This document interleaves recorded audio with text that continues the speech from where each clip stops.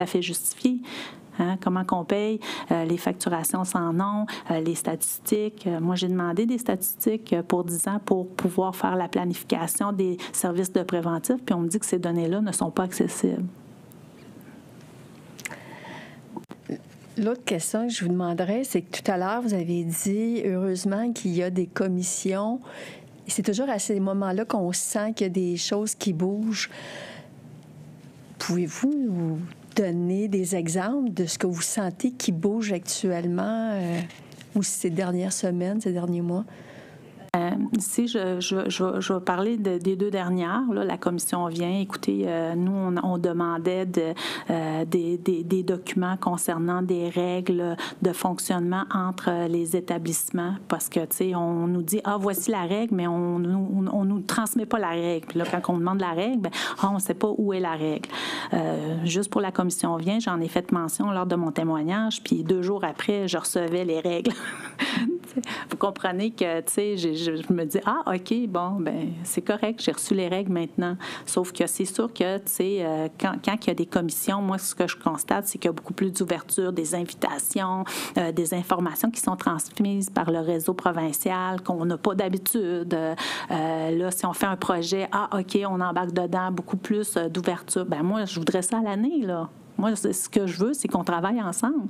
Je pense pas que les communautés veulent être tout seuls pour s'occuper des enfants. Moi, j'ai pas la prétention d'avoir des centres de soins de santé dans ma communauté. Je vais avoir quand même besoin, du réseau québécois pour répondre aux besoins de nos enfants. Fait que, il faut que ce soit présent, cette collaboration-là et cette ouverture-là de manière naturelle, puis que ce soit pas nécessairement parce qu'on vient à une commission puis qu'on a à répondre à des commissaires puis devant le public de certaines situations. Moi, je pense que c'est important que ce soit de manière naturelle. Qu'est-ce qu'on peut trouver ensemble? Puis c'est pour ça, quand je posais la question tout à l'heure, qu'est-ce qu'on fait? Qu'est-ce qu'on doit faire pour travailler ensemble, pour améliorer la situation des enfants Premières Nations?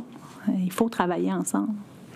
Puis, quand vous dites qu'il faut travailler ensemble, comment vous qualifiez la collaboration entre vos services et le CIS de la Côte-Nord? Bien, je vous dirais que c'est la situation variable. C'est sûr que, ça dépend de certaines DPJ, certaines visions. Des fois, ça va bien, des fois, ça va moins bien. Il faut arrêter d'être dans la complaisance, là, puis il faudrait, que ça fonctionne comme ça. De manière comme partenaire. Hein? Puis c'est aussi la responsabilité populationnelle, elle émane aussi de ces organisations-là. Donc, comment je la considère? Bien, c'est sûr que ça va bien présentement. Mais tu sais, c'est pas toujours... c'est variable, je dirais. Hein, c'est variable selon la situation, selon les enjeux, selon les couvertures, les orientations ministérielles. Mais avez-vous l'impression qu'on comprend la réalité autochtone, puis il y a une ouverture où il y a encore une incompréhension parmi certaines personnes avec qui vous travaillez? Bien, je vous dirais, là, ce serait faux de dire que je pense que c'est pas par mauvaise foi que les gens le font. Moi, je pense que c'est pas de la mauvaise foi, mais il y a une certaine incompréhension sur les capacités aussi des communautés puis les ressources qu'ils ont pour pouvoir offrir des services.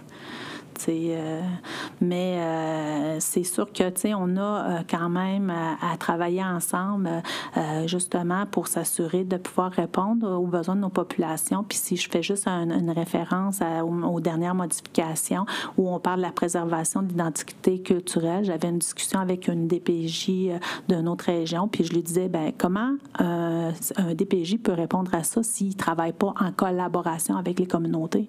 Parce que la compétence, là, pour la préservation de l'identité culturelle, ben, je pense que c'est les communautés qui ont ça.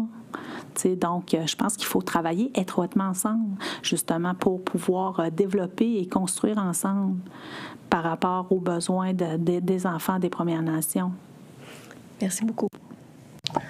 Merci. On poursuit avec Daniel Tremblay. Alors, bonjour, mesdames. Merci d'être présentes. Écoutez, depuis que je vous écoute, vous savez qu'auparavant, on avait les directeurs du ministère de la Santé et des Services sociaux et du secrétariat aux affaires autochtones. Et j'ai l'impression vraiment qu'on est dans deux discours avec un mur épais entre les deux. Quand, Madame Volant, vous débutez votre présentation, bon, les effets des commissions, le ministère et le secrétariat viennent nous dire on travaille de plus en plus, on est de plus en plus conscient, les choses s'accélèrent. Bon, et c'est pas le discours que j'entends de votre part. Quand vous parlez des enjeux financiers, le secrétariat à l'adoption, pas à l'adoption, je m'excuse, aux affaires autochtones, sont venus nous dire, nous, notre responsabilité, c'est de coordonner l'action gouvernementale, mais ce que je comprends, c'est que quand vous passez énormément de temps à traiter d'enjeux de financement, ça semble pas être une ressource pour vous, là, le secrétariat aux affaires autochtones qui pourrait peut-être vous aider à débloquer les...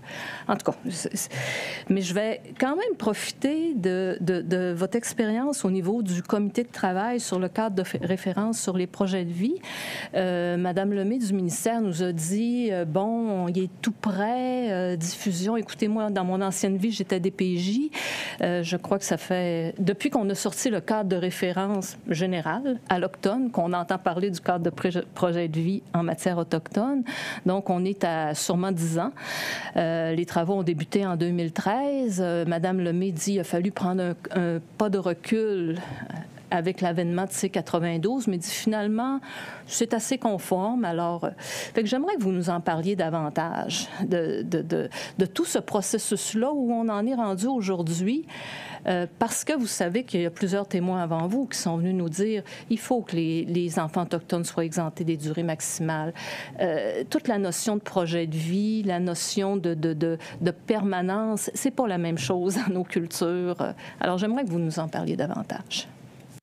Bien, c'est pour ça que j'ai amené justement l'illustration de la politique familiale qu'on travaille dans la communauté. C'en est un très bel exemple. Hein? Puis, tu sais, quand on dit que les experts, nous, on a des manières de travailler différemment, que les experts, ce sont les gens dans les communautés, ce sont les enfants, ce sont les familles. Nous avons une manière très particulière de travailler avec eux. C'est sûr que, tu sais, si on regarde les travaux qu'on fait au niveau du ministère, puis pour avoir participé à quelques comités, soit ad hoc ou dans le cadre des projets de vie, c'est qu'on vous interpelle comme une experte et vous participez à ça, sauf que c'est une vision très différente de ce que nous, on a dans la pratique quand on développe des politiques. Est-ce que ça prend peut-être plus de temps? Peut-être que oui, mais est-ce que ça répond davantage aux besoins des gens? Bien, moi, je pense que oui. C'est sûr que, tu sais, c'est très long quand tu penses que tu as un comité, puis moi, je peux vous dire que j'ai pas manqué un seul comité là, de ces rencontres-là, puis que ça a duré à peu près 4 ans, et j'ai eu quand même une rencontre l'année passée, et on est rendu en 2020, là, 2014-2020, puis là, on recommandait ça en 2009. C'est long. C'est long pour les enfants autochtones. C'est là qu'on se dit, oui, je comprends. On dit, bon, ben, il y a la C92, je m'excuse, mais la C92, ça a commencé à partir de juin, quand ils ont fait l'adoption. Il n'y avait pas nécessairement cet enjeu-là. Il y avait les modifications LPL 99, mais il reste que c'est très long, selon moi. Puis pendant ce temps-là, on perd du temps. Hein, à passer. Puis moi, tu sais, généreusement, je donne mon temps parce que je crois justement aux participations dans ce type de comité-là, mais quand même, il faudrait accoucher de certains cadres rapidement quand vient le temps qu'on fait un travail de longue haleine comme ça. Fait que, tu sais, oui, c'est l'expérience que j'en ai. Peut-être qu'on a une vision très différente. Hein? C'est sûr que comme j'ai montré, puis j'ai pas mis la diapositive avec les photos. J'aime bien les photos parce que ça illustre bien les enjeux. Je montrais un canot puis un paquebot. Ben, tu sais, nous, quand on est dans une communauté, on est peut-être en canot, on a peut-être moins de moyens, mais quand vient le temps de se retourner, ben on pagaille puis on est capable de tourner assez rapidement. Sauf que les instances provinciales, des fois, c'est long. Oui, j'envie leur système, comme le système PIGE et tout ça, sauf que les processus sont longs. Là, il faut aller valider le cadre à certaines instances au niveau juridique. Je veux dire, à un moment donné, là, c'est qui écope de tout ça? Est-ce que ça répond au C92? Ben moi, je suis désolée. Je vous dirais comme mes collègues qui sont passés avant moi, avec qui je travaille depuis de nombreuses années, Mme Christiane Gay, je pense pas. Ce serait peut-être très prétentieux de dire que le cadre va répondre aux normes minimales de C92. Ça m'étonnerait, selon moi, là, pour avoir participé à ce comité-là. Mais c'est un beau travail qui a été fait, mais sauf que... Dans le fond, ce que je comprends, c'est que la longueur, la durée de ces travaux-là font en sorte que d'autres travaux avancent, si on pense à C92, et là, on devient en décalage. Donc, quand on entend que le cadre a été travaillé avec, par et pour et avec les Autochtones, ben là, le décalage, en tout cas, pour vous, ne pas avoir manqué une seule rencontre des travaux, vous y reconnaissez moins. Je ne dis pas que le cadre, c'est un mauvais cadre. Je dis seulement que, il faut s'assurer que quand on fait des travaux, que ça sorte de manière optimale, puis de ne pas retarder. Puis là, on arrive avec d'autres enjeux qui se rajoutent. Fait que, un jour, c'est quoi? On va revisiter le cadre parce que là, il y a C92 qui arrive. Vous nous avez parlé que, vous êtes une communauté, mais vous n'êtes pas désincarné. Je me souviens plus de l'expression que vous disiez, mais est-ce que dans vos relations, donc vous avez besoin des ressources de la société québécoise, je dirais. Est-ce que dans vos collaborations, parce que nous, on a entendu parler beaucoup du principe de Jordan, et est-ce que dans vos collaborations avec le CIS de la Côte-Nord, vous arrivez à obtenir ces services spécialisés-là? Je présume que vous ne les avez pas vous-même, hein, parce qu'on parle de services spécialisés pour les enfants et les familles. Bien, dans les faits, c'est certain que le principe de Jordan, je crois, ça fait 1 an et un peu plus d'1 an là, que c'est présent. C'est venu grandement faciliter, mais encore là, ça reste souvent qu'il faut qu'on fasse encore la demande.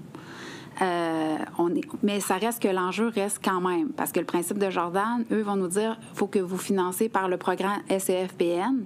Donc, il faut qu'on vérifie avec le SEFPN ses finances. Fait que pour moi, ça ne change absolument rien qu'il y a le principe de Jordan, parce que dans les faits, ça vous enlève pas de travail pour... Non, au contraire, ça va l'augmenter. Ça va, par contre, parfois faciliter, parce qu'ils vont l'accepter, la demande. Ça va faciliter l'accès pour les enfants. Des fois, on a vu des situations qui pouvaient perdurer là, sur des mois là, pour recevoir des services. Fait que c'est sûr et certain que oui, c'est un enjeu là, très important. Le principe de Jordan est venu vraiment faciliter, mais je dirais pas régler dans la totalité la situation. Ça simplifie pas les démarches. Ce que vous dites, c'est qu'au bout de la ligne, on a une réponse positive, mais on a encore beaucoup de démarches à faire. Est-ce que je vous comprends? Beaucoup, ça dépend des demandes. Il y a des demandes très simples et il y a des demandes très complexes, là, comme pour tout dans les faits. Là. Si vous aviez à prioriser les services ou les programmes à implanter dans votre communauté, puis il y a toujours un enjeu financier derrière, mais pour mieux répondre aux besoins des enfants de votre communauté, qu'est-ce que... Bon, là, vous nous avez présenté votre démarche, mais... Pouvez-vous nous préciser davantage? C'est certain que si on avait les données statistiques qui peuvent venir appuyer nos démarches, tout ça, ça pourrait aussi à cibler les difficultés, les problématiques davantage. Ça faciliterait justement la réponse que je pourrais vous donner. C'est sûr que moi, concrètement, par contre, dans la pratique, ce que j'observe, c'est qu'il faut vraiment développer, maximiser des services au niveau de tout ce qui touche la toxicomanie, justement pour éviter que ça ait des répercussions sur les enfants. Parce qu'on s'entend, si les parents ont des difficultés à ce niveau-là, c'est certain que ça a un impact sur la compromission, la sécurité et le développement. Mais aussi pour nos adolescents, il faut développer ces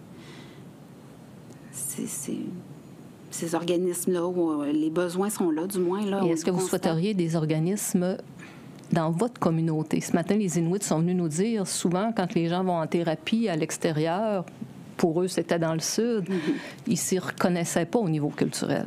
C'est certain que oui, c'est toujours favorable là, d'avoir nos propres ressources, de les développer, tout ça. C'est sûr qu'en attendant, il faut quand même qu'on ait accès aux services, ça, par contre. Là. C'est certain aussi, je vous dirais, les services en santé mentale, surtout pour les adolescents, c'est criant. Vraiment, là, c'est très préoccupant, même, je vous dirais, là, dans ma communauté. La lourdeur présentement des dossiers est justement teintée par ce besoin-là de nos jeunes, là, ce qui fait en sorte que justement les charges de cas deviennent très lourdes rapidement parce que justement les enfants sont en besoin important. Je vous remercie beaucoup. Merci. Merci. On va passer à André Lebon. C'est intéressant qu'on ait une semaine autochtone puis qu'on vous entende et qu'on ait intégré là-dedans le ministère et le SAA. Parce que ça nous fait bien voir que dans une relation de couple, les points de vue peuvent être différents. Alors, je pense qu'on a entendu des choses très claires de la part de toute provenance autochtone cette semaine quant à la confiance et au fait que vous êtes les experts de votre propre réalité et qu'en ce sens, en ce qui a trait à la planification, à la programmation et à la responsabilisation de tout ça, vous êtes les experts. Ça nous a été dit poliment, plus agressivement, mais c'est clair, on entend. Je pars de vos recommandations. Là. Vous dites dans vient. Puis je vais revenir à ça parce que j'ai une petite fixation sur les suites de vient. Non, mais attendez. Vous dites donnez des suites, s'il vous plaît, en urgence là, à certaines applications de vient. Si je souligne urgence, c'est que tantôt, je parlais avec le ministère de Fast Track. Il y a des choses dans vient. Si on prend vient comme une énorme valise, c'est pas applicable avant des années. C'est ce que le SAA est venu nous dire. Écoutez, ça va prendre des années. C'est monstrueux. Ça s'attaque à beaucoup de choses. Mais là-dedans, là, il y a des choses en santé, services sociaux, puis en autonomie gouvernementale autochtone, puis dans l'assumation de vos services, là, il y a des choses très, très simples. Ça dit soutenir financièrement et accompagner sans délai et sans restriction les communautés qui souhaitent se prévaloir de 37,5. On s'est fait dire par les Atikamekw qui n'ont jamais reçu une scène pour ça.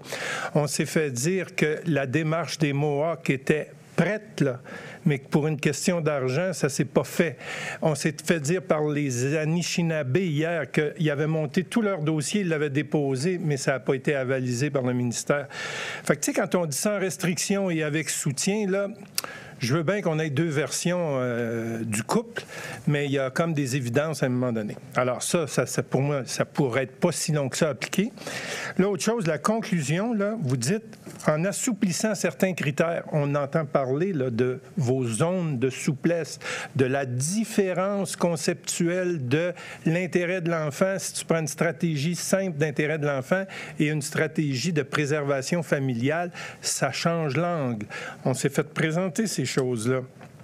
Vous dites enchâsser dans la loi sur la protection. Bien, vous dites que vient a dit. Alors, enchâsser dans la loi sur la protection de la jeunesse la nécessité de mettre en place un conseil de famille. On peut y arriver, ça. On n'a pas besoin là, encore de... Bref, ce qui me frappe, c'est que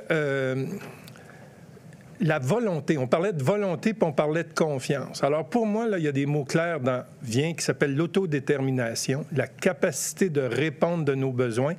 Tous les gens qui sont venus de toutes les communautés qu'on a entendues, ils ont un programme. Ils ne sont pas arrivés ici les mains vides en disant, écoutez, nous autres, on veut défendre nos enfants.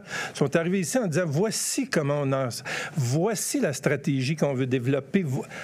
Alors ce qu'on dit, c'est, écoutez, là, si on a comme le grand chef des Atikamekw a dit, tu sais, on est un peu tanné de mettre 20 ans à prouver qu'on est capable de s'occuper de nos enfants. Moi, je pense que là, Mohawk, Anishinaabe, Montagnais, Inuit, Cri, il y a pas mal de monde qui viennent nous dire, vous savez, je pense que le temps a prouvé qu'on pouvait le faire.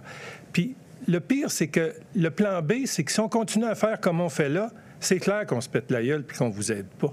Fait qu'il y a comme une sorte d'évidence à mes yeux de gros bon sens. Puis le ministre Kelly nous invitait à dire, vous savez, il faut faire preuve de créativité, de flexibilité, parce que de toute façon, on a quelque chose qui est brisé. Fait qu'on est rendu à le réparer. je vous regarde le visage, là, puis je me dis, vous avez l'air à trouver ça bien bon ce que je dis, mais nous, on veut des pognes. Ça prend des pognes pour dire comment on vous aide. Puis là, je pense qu'on a entendu suffisamment de choses, qu'on a un travail important à faire de transcription de ça ou de traduction de ça dans l'action, parce qu'on s'entend, là, on est à la mise en œuvre. Là. Quand on entend tout ce que vous avez vécu, comme on a siégé là, on a discuté là, on a fait valoir notre point de vue là, bien, écoutez, là, je pense que la table est assez mise, là, puis moi, dans mon langage, c'est ce qu'il fallait démontrer et démontrer. Là. Il est temps de passer à la mise en œuvre.